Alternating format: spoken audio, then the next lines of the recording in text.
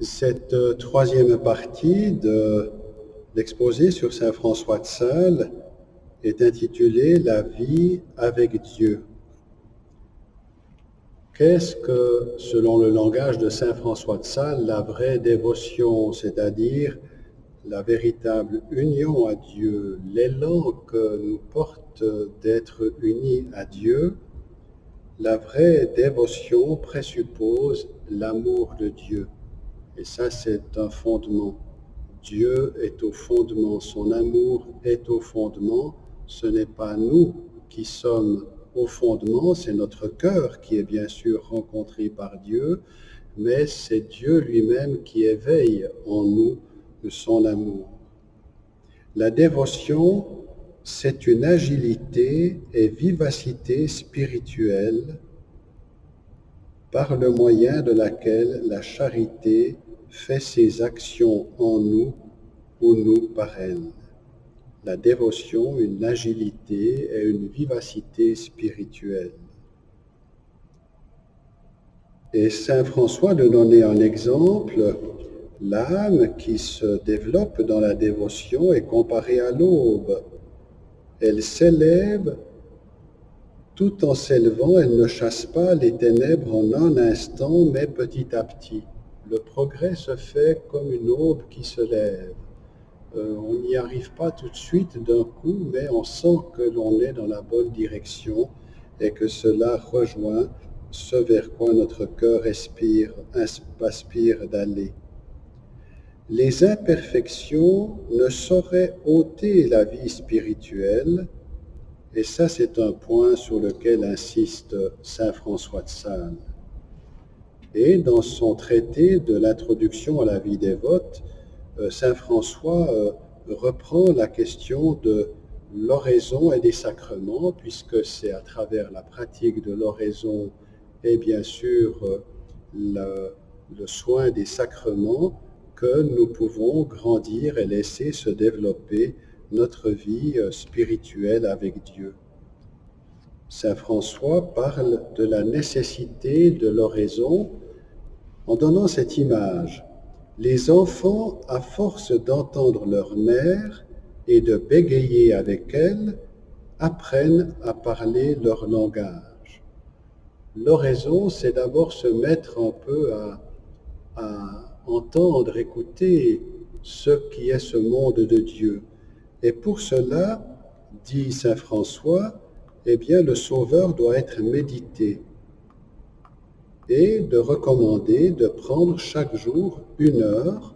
Saint François parle plutôt de le faire le matin, de prendre 1 heure où on se met en retrait et dans laquelle eh bien, on laisse petit à petit se développer cet apprentissage de cet élan qui nous porte à Dieu.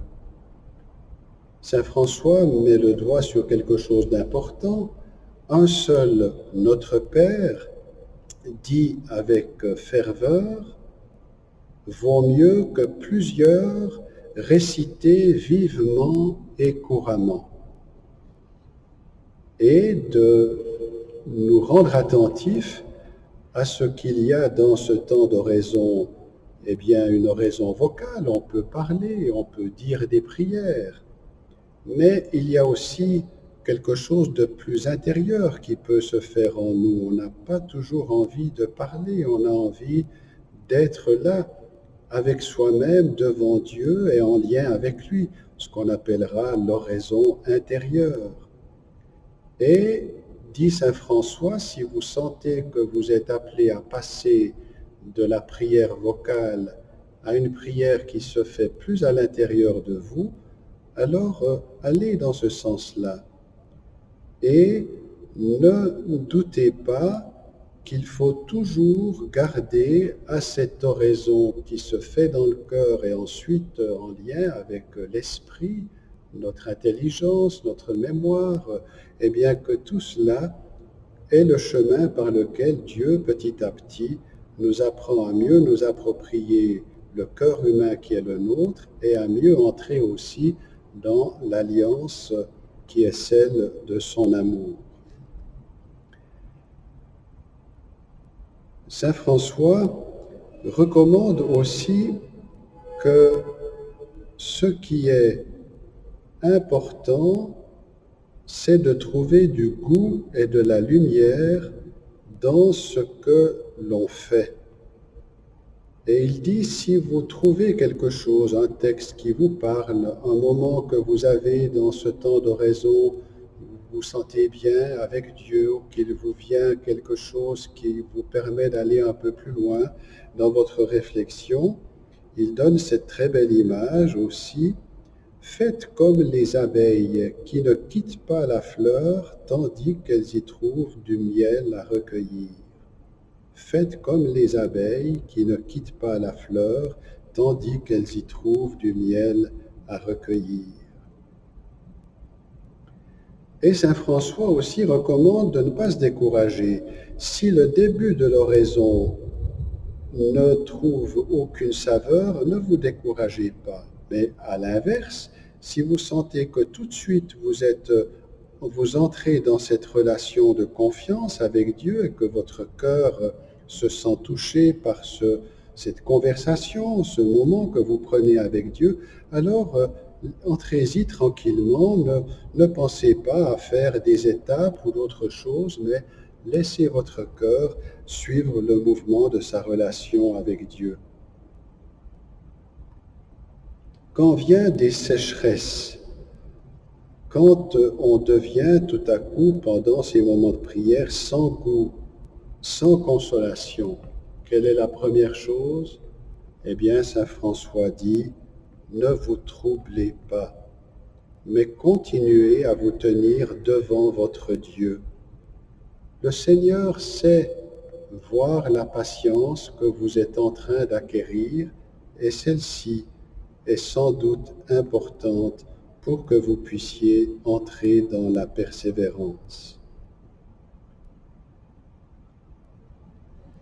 L'invitation aussi de ne pas simplement avoir des moments qui sont des moments plus longs, comme 1 heure dans la journée ou une demi-heure, où l'on s'arrête pour être dans cette conversation avec Dieu, dans cette union avec Dieu, dans cette oraison, mais il peut y avoir aussi de brefs élancements intérieurs qu'il ne faut pas non plus oublier ou sous-estimer. Ça peut vous arriver en marchant, en attendant de traverser un passage jaune. Tout à coup, vous êtes pris comme par un élan, une affection qui vous porte à vous adresser à Dieu intérieurement. Eh bien, suivez aussi ces inclinations. Mais n'oubliez pas une chose, dit saint François, c'est que la messe est bien sûr le centre qui fait converger tout cela et qui permet à l'ensemble de progresser pour continuer son chemin. Il y a la messe et n'oubliez pas non plus, dit saint François, qu'il y a les saints vous accompagnent. Vous avez peut-être plus d'inclination à l'égard de l'une ou l'autre figure qui vous marque dans votre vie, eh bien, ne manquez pas de vous rapporter aussi et de demander à cette figure, à ce saint, à cette sainte, de vous accompagner et de vous aider sur ce chemin. Il y a bien sûr aussi la parole de Dieu qu'il faut lire et méditer, et il y a aussi donc à être attentif à tout ce qui peut en nous se passer et qui est de l'ordre d'un éveil, qui nous attire, qui fait que l'on est éveillé par un tel mouvement, par tel élan qui se fait en nous et que nous apprenons peu à peu à discerner comme étant aussi une indication que Dieu nous donne pour développer notre vie avec lui. Dans les sacrements, il y a aussi la confession. Saint François recommande pour la communion, quand on va aller communier, il nous dit « Commencez le soir précédent à vous préparer à la Sainte Communion par plusieurs inspirations et élancements d'amour. Si vous n'avez pas la possibilité de communier réellement, communiez au moins de cœur et d'esprit, vous unissant par un ardent désir à cette chair vivifiante du Sauveur. Dans cette période de pandémie, l'évêque a parlé de la communion de désir. Nous sommes tout à fait dans cette expression-là. Si vous ne pouvez pas recevoir ce bien réellement, communiez au moins de cœur et d'esprit, vous unissant par un ardent désir à cette chair vivifiante du Sauveur. Saint François recommande de laisser s'approfondir toute notre attention à ce qu'on appelle les vertus. J'ai déjà évoqué les 3 vertus qu'on appelle théologales, la foi, l'espérance et la charité. Et puis il y a les autres vertus comme la justice, la prudence, la force et la tempérance. Et l'enseignement de François, c'est de dire, si tu vois que par rapport à un de ces aspects, tu te trouves faible, eh bien, essaye de faire effort dans ce qui te porte à l'inverse. Si tu vois que tu as peu de patience, eh bien, essaye la prochaine fois que tu te trouves dans telle situation, eh bien, de faire un acte de patience avec un peu plus de générosité.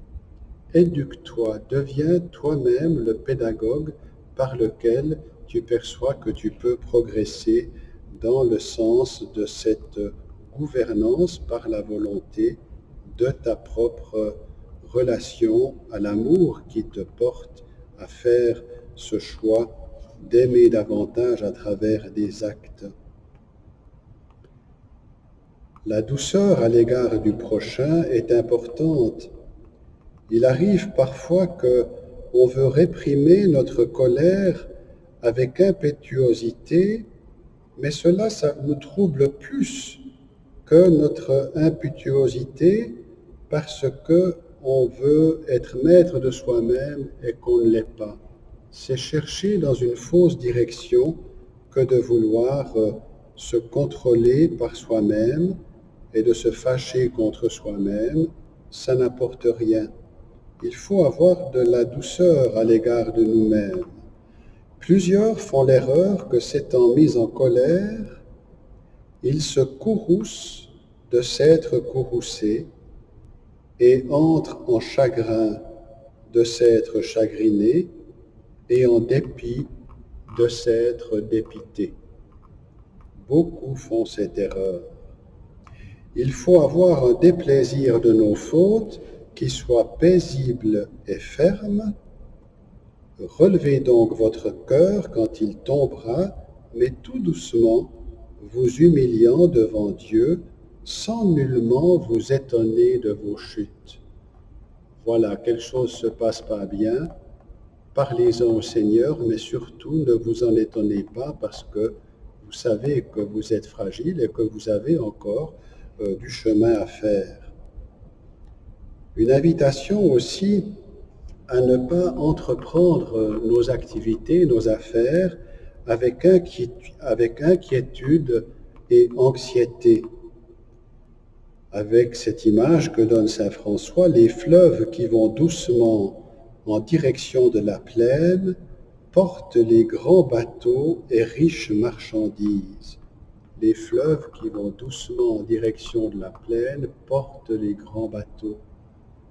En ne vous inquiétant pas, en n'ayant pas d'anxiété, en laissant les choses aller tranquillement, eh bien, vous verrez que ce sont de grands bateaux que vous ferez avancer.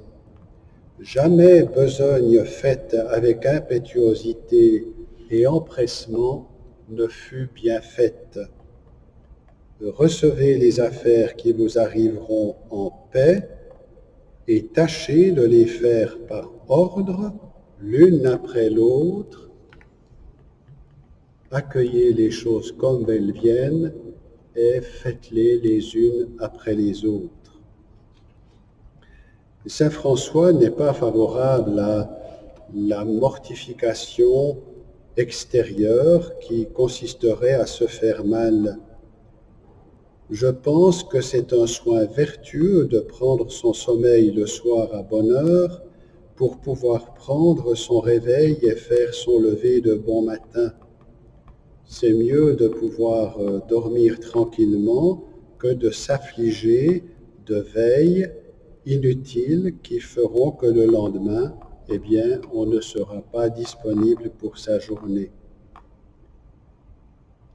Le regard que l'on porte sur les autres, qu'on peut appeler parfois de la médisance, cette parole, ne dites pas « un tel est un ivrogne, encore que vous l'ayez vu ivre », ou bien « il est adultère pour l'avoir vu en ce péché », ni « il est inceste pour l'avoir trouvé en ce malheur », car un seul acte ne donne pas le nom à la chose. Et voilà une prudence, un seul acte ne donne pas le nom à la chose.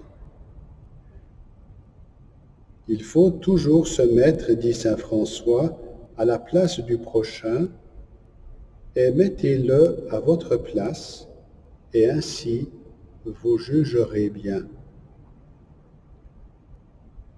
Une petite indication pour les gens mariés, mais qui peut s'élargir à tout un chacun, il faut toujours se souvenir que l'on empoisonne les âmes par l'oreille. C'est par l'oreille que l'on empoisonne les âmes. C'est ce qu'on dit qui fait que petit à petit l'autre se trouve moins bien. Attention à la qualité de nos paroles.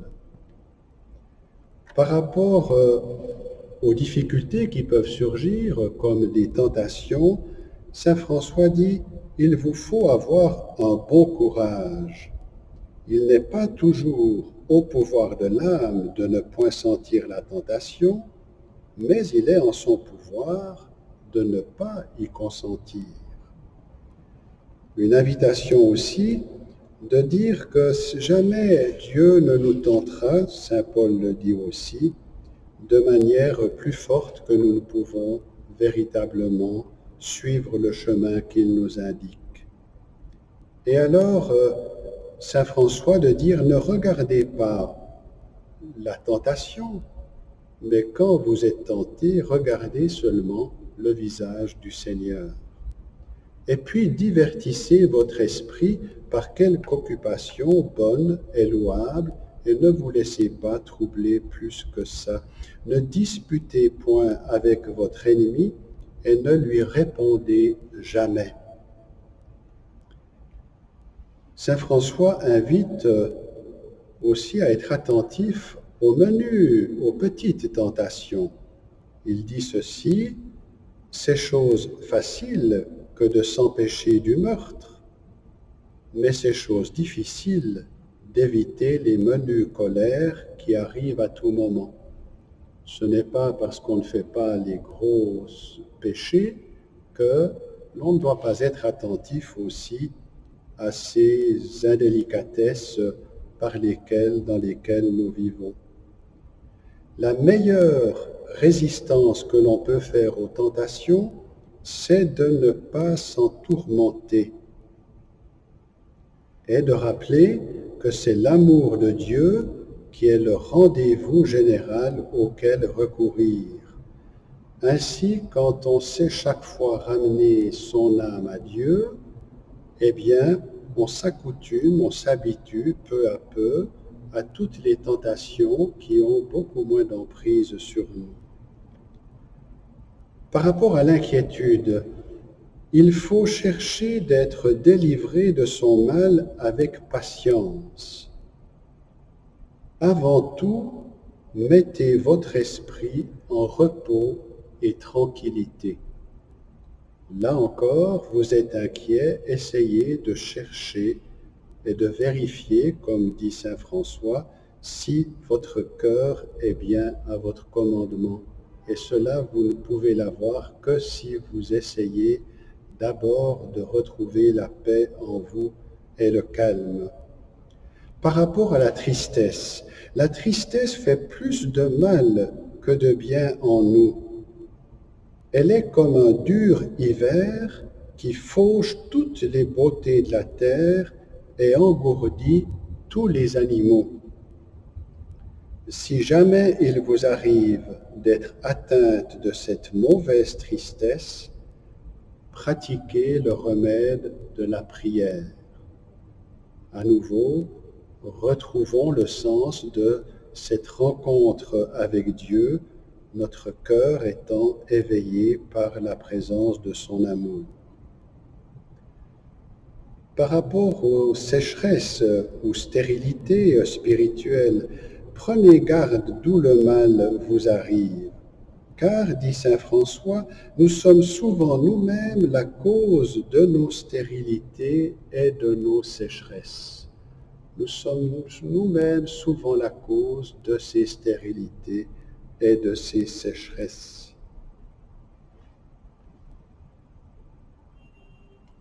Et de rappeler que parfois nous sommes dans ces états-là parce qu'on ne prend pas soin de soi-même. L'excès d'éveil, de travaux ou des jeûnes, on se trouve accablé de lassitude. Et je termine par ces dernières paroles de saint François par rapport à notre vie avec Dieu.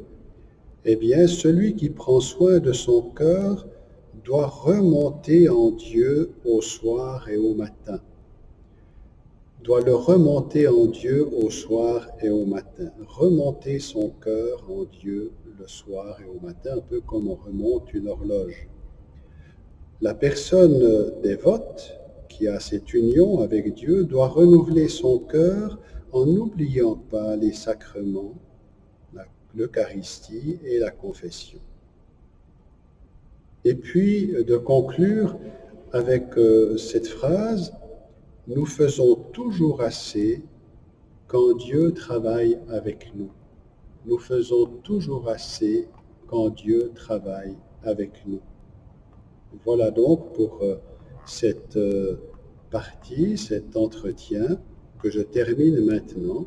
Et bientôt, eh bien, nous pourrons passer à la suivante.